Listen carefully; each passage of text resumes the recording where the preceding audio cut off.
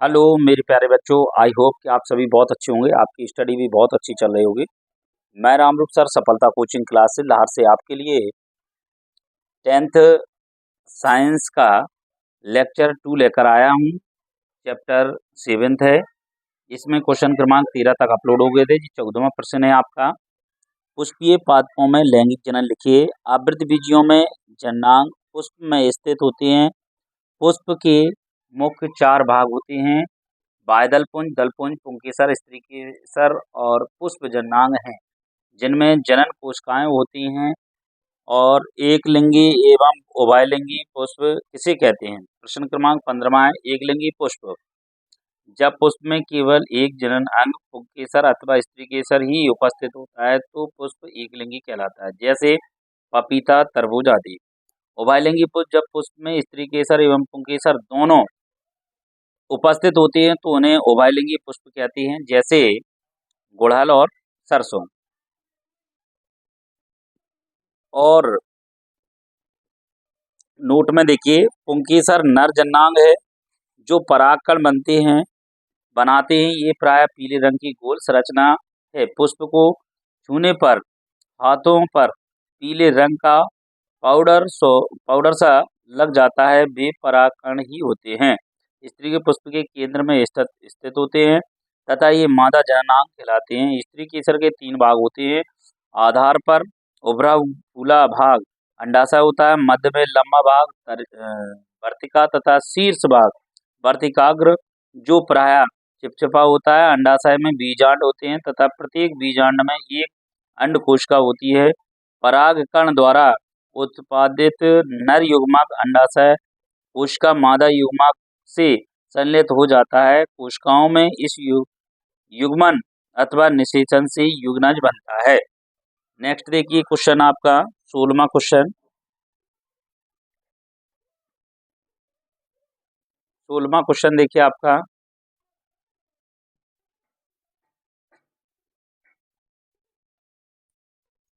16वां question में देखिए, पुष्प के विभिन्न भाग एवं उनके कार्य लिखिए।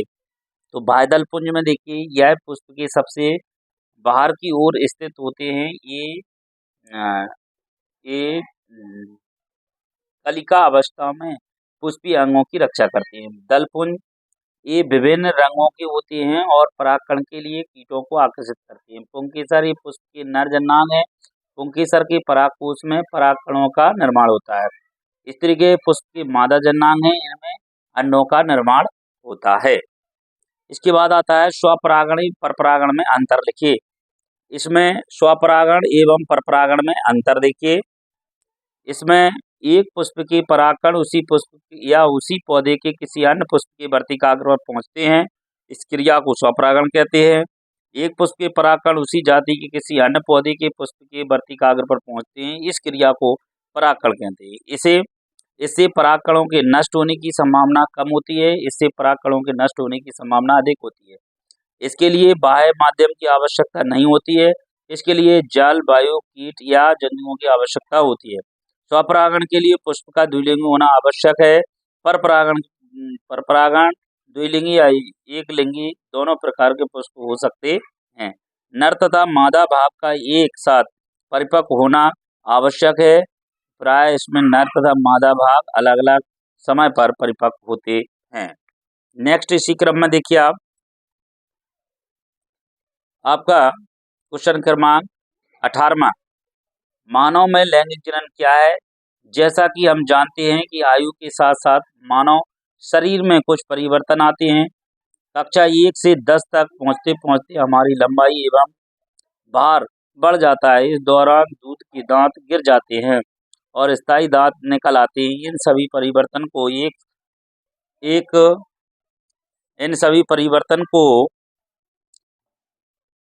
एक समान प्रक्रम वृद्धि में समयबद्ध कर देते हैं।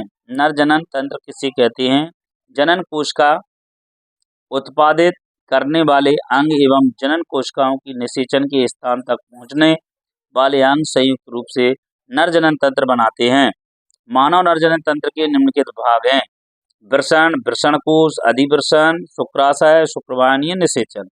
तो वृषण है पुरुष में एक जोड़ी वृषण उदरगुहा से बाहर थैली जैसी रचना वृषण कोश में स्थित होती है। प्रत्येक वृषण के अंदर अनेक अत्यधिक पतली तथा कुंडलित नलिकाएं होती है। इनमें स्थित शुक्रजनन कोशिकाएं शुक्राणुओं की क्रिया द्वारा शुक्राणुओं का निर्माण करते हैं। अधिवृषण वृषणों की ऊपर स्थित अति कुंडलित नलिकाएं होती हैं और शुक्राणु वृषण से इन नलिकाओं में आते हैं।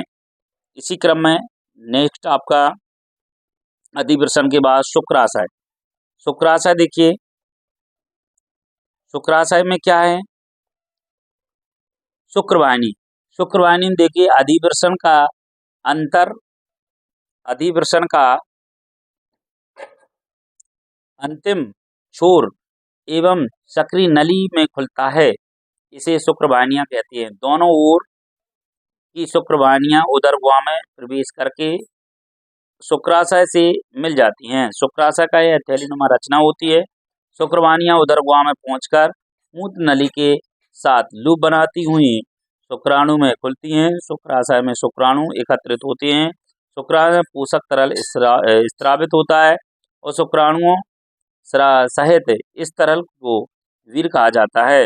श्वसन क्या होता है? नर मेथनांग को श्वसन कहते हैं। बेलनाकार एवं अत्य उत्थानशील श्वसन पूर्ण रूप से त्वचा से आवृत होता है। मादा जनन तंत्र के अंग लिखिए। मादा जनन तंत्र में निम्न अंग होते हैं: अंडाशय, अंडवाहिनी, गर्भाशय, योनि भाग और बार्थुलिन ग्रंथि। अंडाशय, स्त्री में एक जोड़ी अंडाशय होते हैं। ये अंडाकार भूरे रंग की रचनाएं होती हैं जो उदर गुहा में गर्भाशय में दोनों ओर एक एक करके स्थित होती है। अंडाशय में अंडजनन की क्रिया द्वारा अगुणित अंडों का निर्माण होता है। अंडवाहिनी, अंडवाहिनी देखिए, अंडवाहिनी में देखिए, अंडवाहिनी दोनों अंडाशय के समीप स्थित झालरदार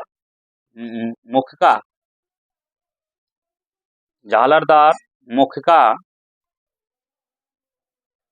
से एक एक अंडवाहिनी निकलती है जो मध्य भाग में फैलोपियन नलिका कहलाती है। दोनों ओर की नलिकाएं गर्भाशय के ऊपरी भाग में खुलती हैं। गर्भाशय एक मांसल रचना है जिसका ऊपरी भाग चौड़ा तथा निचला भाग संकरा होता है। दोनों ओर की अंडवाहिनियां गर्भाशय के चौड़े भाग में ऊपर की ओर खुलती हैं। योनि गर्भाशय का निचला भाग एवं सक्रिय एवं लचीली मांसल नलिका में खुलता है जिसे योनि कहते हैं। मैथुन के समय पुरुष का वीर इसी नलिका में स्खलित होता है और गर्भाशय मुखिका से होते हुए शुक्राणु फैलोपियन नलिका में पहुंचता है। भग योनि बाहर की ओर एक छिद्र द्वारा खुलती है जिसे भग कहते हैं। इसे सुरक्षित रखने के लिए दोनों ओर दो मांसल ओष्ठ होते हैं। दोनों ओष्ठों के जुड़ने के स्थान पर ऊपर की ओर एक भाग श्वसन होता है।